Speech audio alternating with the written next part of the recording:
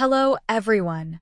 In today's AI tutorial, we're going to explore generating controlled motion in both 2D and 3D using an AI-native 3D creation platform called Motion. Motion allows us to perform some really cool tasks like text-to-motion, motion-to-video, and video-to-motion. First, join their Discord server and navigate to the Getting Started section. Here, you'll find instructions for using their new motion capture feature. Simply head to one of their creation rooms and generate a motion by using either Capture or Motion command. I used Capture to generate motion from a shuffle dance tutorial video. For the character, I selected Bot, and for in place, I chose True. Make it false if you want the character to move around. After hitting Enter and waiting a moment, we have a fully rigged 3D model of a bot, animated to mirror our shuffle dance. Next, let's transfer this motion to an AI-generated video. Click on Video Gen, input a descriptive text prompt, and select the style. I've entered Natasha Romanoff of Avengers, photorealistic and cinematic, with an anime art style.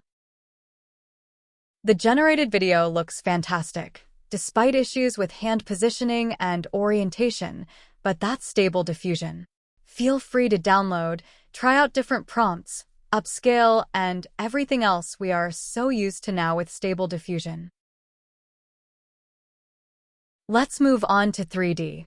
Download the FBX file by clicking on the Motion button. Once downloaded, import the FBX file into Blender.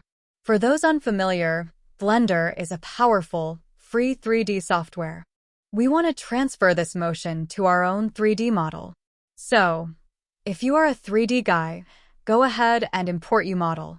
I downloaded a free character from Mixamo, imported it into Blender, and placed it beside MotionBot. For the motion transfer, I'll use AutoRig Pro, a paid Blender add-on. Open the options by clicking this button here and select ARP. Choose Remap. Set Source as the MotionBot, Target as our model, Root Bone as hip, number of frames, and hit Retarget.